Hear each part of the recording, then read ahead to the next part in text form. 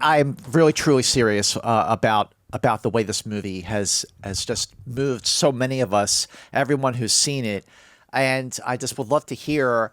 First of all, when you won the Golden Globe for Best Animated Feature, what was that like? It was pretty crazy. Yeah, it's the first time a film from Latvia has ever been nominated to any of these things. So it's a big deal back home, and everyone was like staying up all night because it's night in Europe, and yeah, it was crazy because it was Harrison Ford announcing it. So I was just so blown away, and it was such a fun night, and we really had a great time. So I would love to hear how the story came about. You wrote the story together. Can you talk a little bit about the inspiration? Where did that come about? Well, the inspiration came from Gints. He, first of all, he had a cat like this when he was a child and teenager.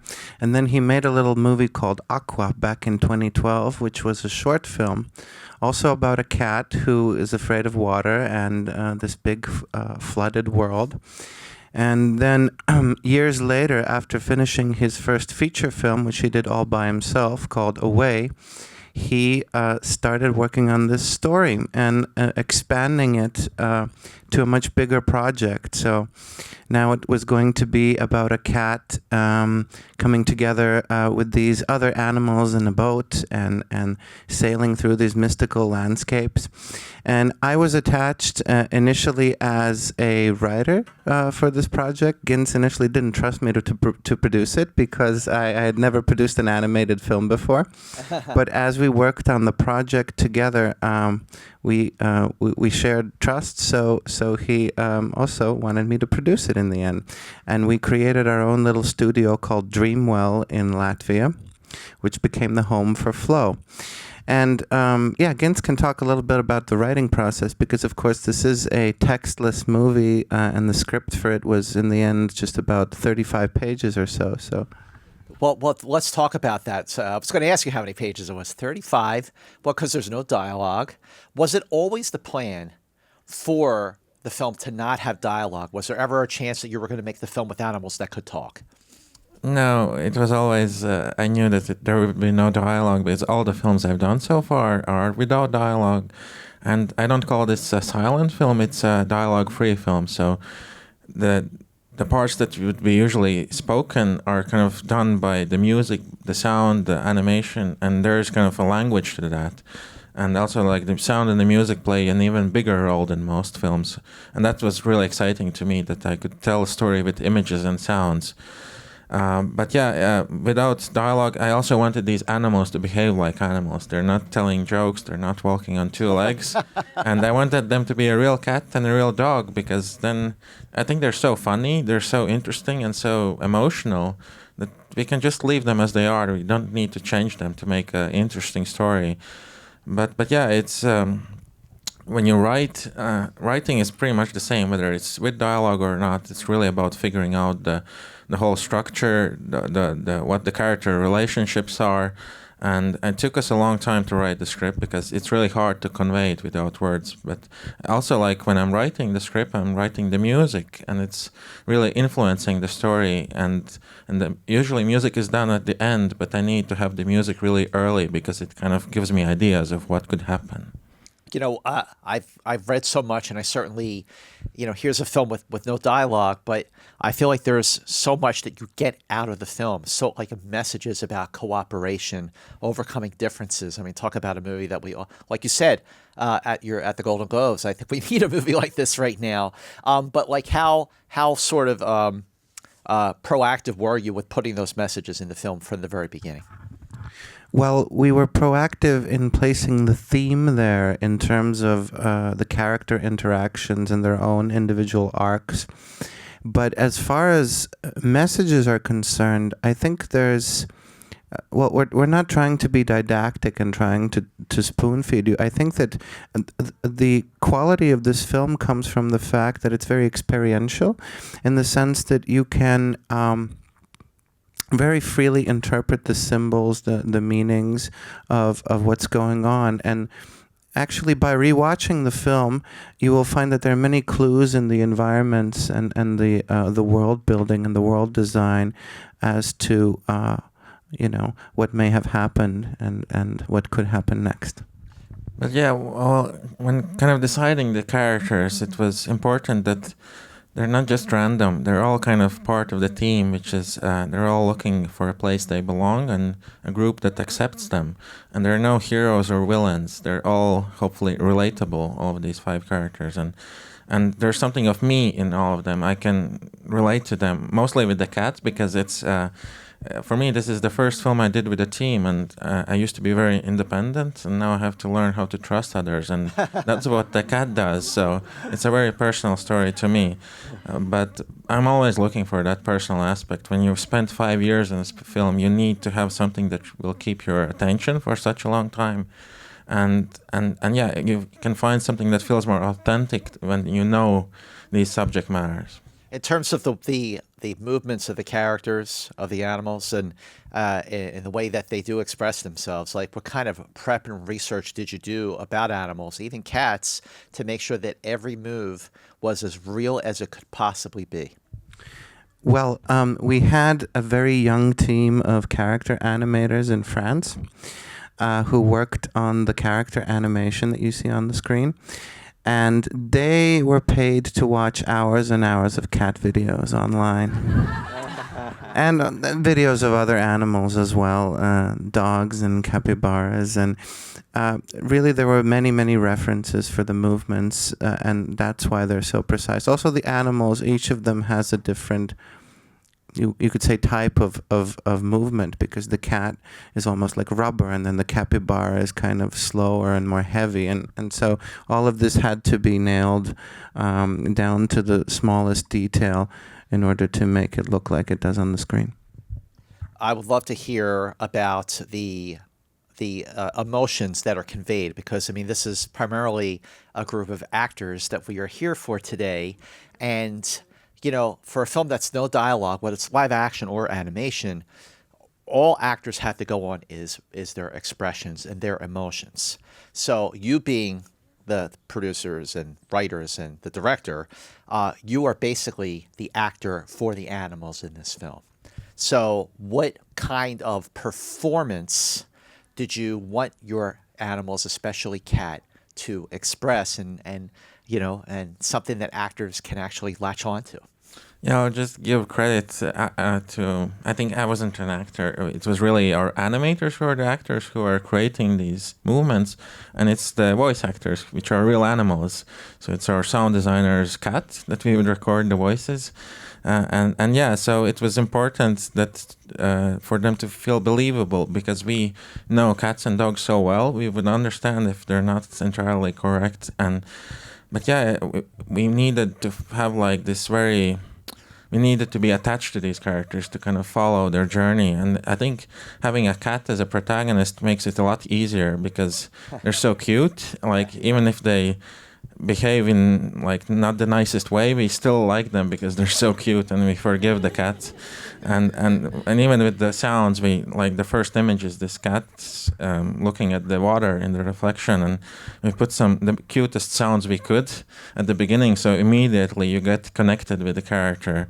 And yeah, I think like they're animals, they're like behave like animals, but I think we have a lot more common as humans to the animals. Like, we all share the same fears and joys, and so I think we can really relate to these characters. So actually that leads into, we get questions submitted here at the SAG Foundation.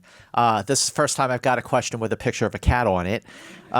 So this question comes from Gala. Are you here, Gala? Oh, okay. All right. Well, this is for her. So can you talk more about how you recorded the sound? Yeah, it was important that these are real animal voices, and I've seen videos of real cats and dogs watching this film, and maybe it's because they enjoy the story, they get really attached to the characters, but it's probably more likely because of the sounds of the real voices they hear. And yeah, we used real cats and dogs, and for the most part, it worked great, but the only exception is the capybara, which we did go to a zoo, and we tried to record a capybara, but they're very silent. They don't speak almost at all. So we had this employee of the zoo, and he had to tickle the capybara. and that's a pretty nice job as well. And but the voice that the capybara gave was so high pitched; it sounded like a small dog, and we needed this kind of peaceful, calm, hippie-like character. And that's the only like artistic liberty we took with the sound for the voices, and we had an open casting call, and so all kinds of animals came, and the audition was won by a baby camel. Oh, wow.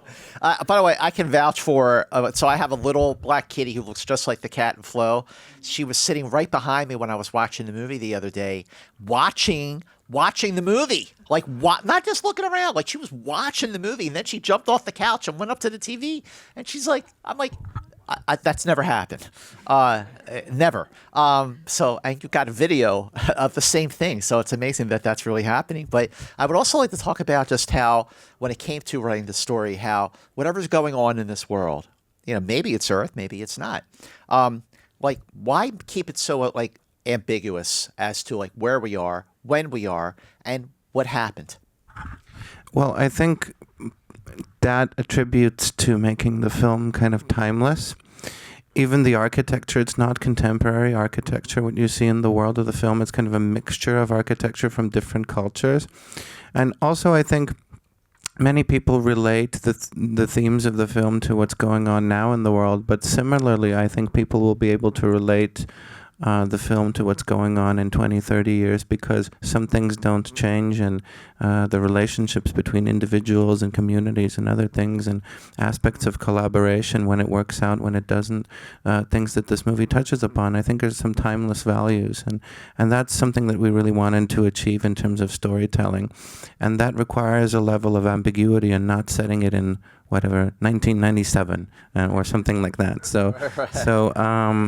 And tying it to some specific time period. So it really works, I think, on that level, because it is this mystical, mysterious world that you can uncover from one watching experience to the next by finding new details and little hidden Easter eggs. When you were designing specifically the cat in the film, did you have different designs that you kind of floated around or that you tried before you decided this was the version of the cat that you were going to go with?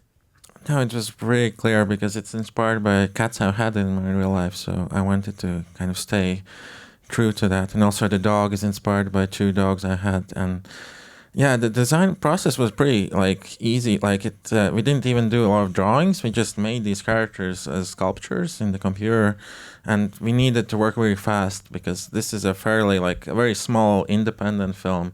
We didn't have endless time and budget, so we had to skip some steps, and we didn't even have storyboards. And usually in animated films you would draw every frame, but we basically just went straight into 3D and kind of found these shots in this virtual environment, and that's also quite different than how most animated films are made. What kind of software did you use, and how big did your team get at the peak of production?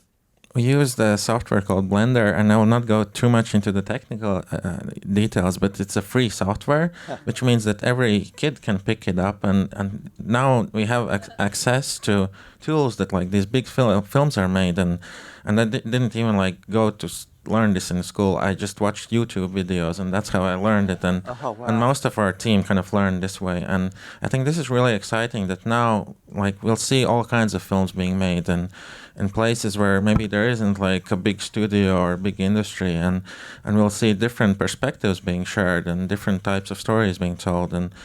But yeah, it allowed us to make this film in Latvia where there isn't a big studio, and so that's really cool, I think. What was the most challenging aspect of making the film? Well, creatively, I think it's writing the script, because you have to figure out how to do it. Technically, I think water is a big challenge, and in this film we have so much water. Whether it's live action or animated, I would suggest trying to avoid that. And also animals can be a big challenge, so we have both. But yeah, we had to develop all kinds of new tools to do that. That was one of the first things we started, and we finished those last water effects just a few days before the premiere. So it was, very difficult. How soon was it, or how fast was the turnaround from finishing the movie and premiering it at the Cannes Film Festival last May? Like 6 days, maybe. Like, what do you mean? Like it was between finishing the film and premiering it, right? Yeah, correct. Yeah, about a week. About a week. Yeah. What was it like for you to premiere the film at Cannes? Like, you're really screening it for the public for the very, very, very first time, and to get the kind of reaction that you did. Yeah, well, because we just finished it before the premiere, we hadn't really watched it that much. So that was basically the first time we watched it, and with an audience.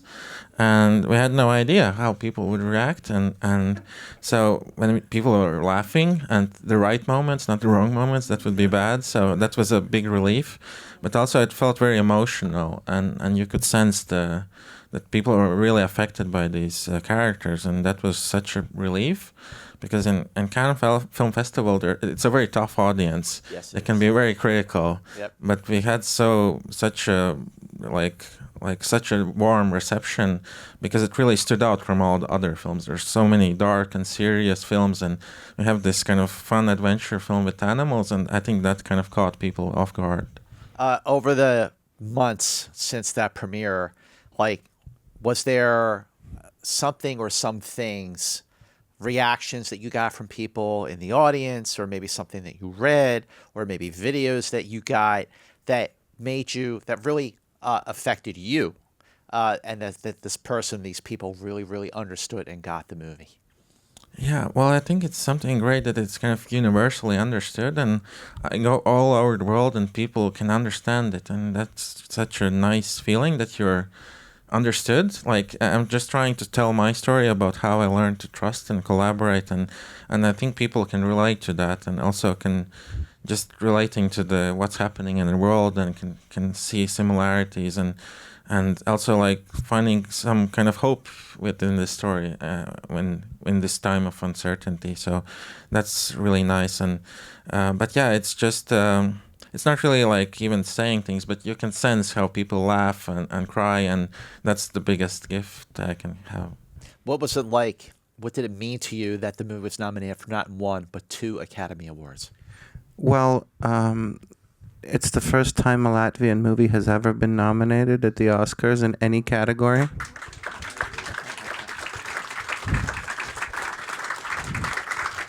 So, yeah, everybody back home is really proud, and they have their fingers crossed for March. And yeah, we hope to bring most of the team here for the Oscars. It'll be an adventure for them, because many of them have never been to the United States. So yeah, we're very excited about that, and it's a huge honor to be amongst 4 very, very prolific, well-known live-action movies in the international category. That was a surprise for us as well. Well, I think also a surprise, certainly coming, again, years and years that I've been covering like awards and Oscars and Emmys and everything. All 5 features for animated feature are fantastic, every single one, but yours is really, really special. What do you hope people take away from watching Flow? Well, I just hope they have a good time. They laugh and cry and get to experience a story with each other. Like, that's the beauty of coming together with a group of strangers and finding that connection, and seeing that maybe we are more similar than different. And so it's just really, just being understood is just the best thing that could happen. So, now that you've seen the film, especially this beautiful audience, make sure you spread the word. So, how do you spread the word? Obviously, the young people who will tell you, go on social media, go on Facebook, go on, Instagram. If you're still using X, knock yourself out. Spread the word about Flow, and go Flow at the Academy Awards 2 times over. Gentlemen, thank you so much for making this. Thank you. Thank you. Thank you, everybody.